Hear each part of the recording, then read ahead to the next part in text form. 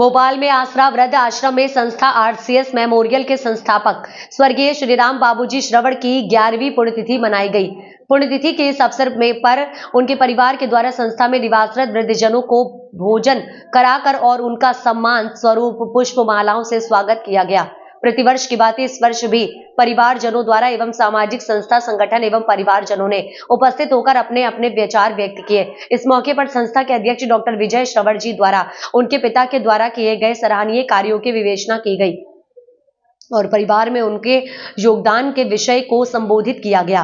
श्रवण जी के अनुज पुत्र डॉक्टर अजय श्रवण जी द्वारा उनके पिताजी को पुष्पांजलि कार्यक्रम में श्रद्धांजलि दी गई। साथ ही इस मौके पर किसान मोर्चा भारतीय जनता पार्टी के श्री एसपी राठौर जी ने भी अपने विचार व्यक्त कर पुष्पांजलि अर्पित कर परिवार को संबोधित किया। साथ ही सिंधी समाज राष्ट्रीय विचारधारा मंच अध्यक्ष रोशन लाल जी उठवानी भी उपस्थित थे। उन्होंने भी अपने विचार व्यक्त कर पुष्पांजलि कार्यक्रम में श्रद्धांजलि अर्पित की और एवं साथ ही परिवार के सदस्य एवं समाज के सरपंच राम नारायण श्रवण, सरपंच चौधरी श्री रवि कमरलाल चौधरी जी भी उपस्थित रहे। समाज के विशिष्ट अतिथि वरिष्ठ जन एवं गणमान्य नागरिकों के साथ साथ वृद्ध आश्रम के मुख्य चैरिटी श्री नामदेव जी एवं आश्रम ट्रस्ट के समस्त सदस्य भी उपस्थित थे। पुष्पांजलि कार्यक्रम के दौरान आश्रम के मुख्य चैरिटी नामदेव जी के साथ परिवार के लोगों ने बेलपत्र पौधारोपण भी किया है। मीडिया कर्मियों का बहुत बहुत धन्यवाद। आपकी उपस्थिति बताती है कि आप इतना स्नेह करते हैं मेरे परिवार से। प्रत्येक वर्ष की तरह आप लोग यहाँ आए हुए हैं, धन्यवाद।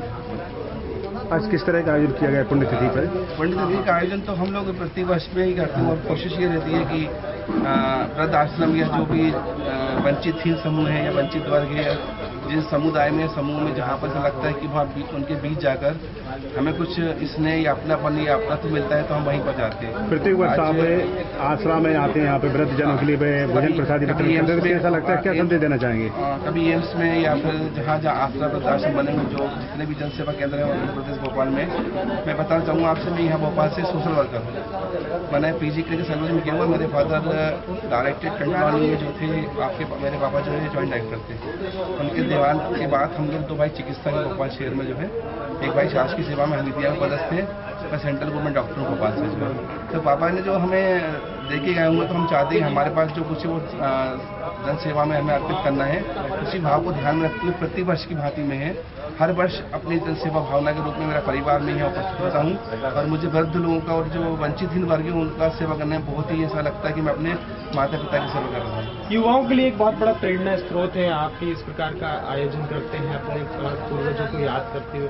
युवाओं के लिए क्या संदेश देंगे? युवाओं संदेश तो यही तात्पर्य कि आज की जो मल्टीमीडिया लाइफ है या टेक्नोलॉजी एडवांस होने उसकी वजह से यूथ को ये पता ही नहीं होता कि आखिर पुण्यतिथि 13वीं वर्ष होती क्या है। ये सनातन धर्म के एक सामर्थ्य में कहना चाहूँगा कि यूथ जो है, आज की पीढ़ी जो है अच्छा काम करती है, पर परिवार को संस्कार तो माता पिता से मिलते हैं।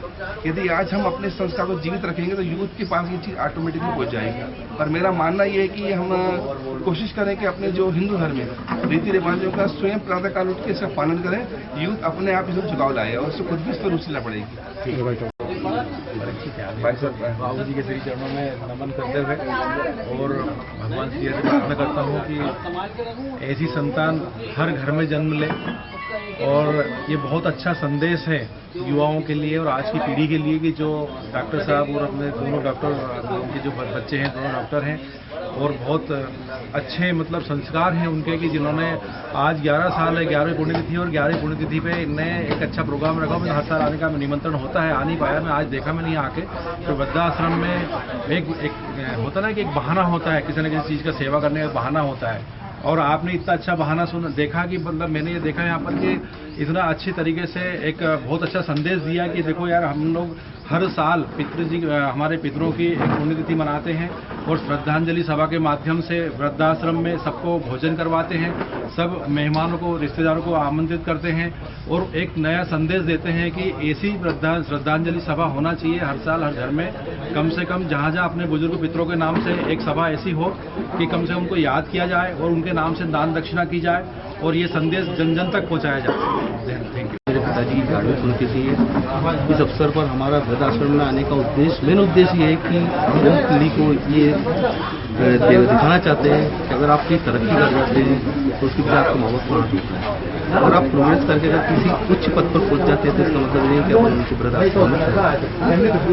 इसका हमारा उद्देश्य, हमारे भाई साहब डॉक्टर साहब का ये उद्देश्य है कि नई पीढ़ी को ये संदेश देना कि अगर आपके पेरेंट्स ने गरीबी में आपको उठा के ऊपर इस पद पर बिठाया है और अगर वो गरीब है तो इसका मतलब नहीं कि आप कुछ पद पर बैठने के बाद उनको छोड़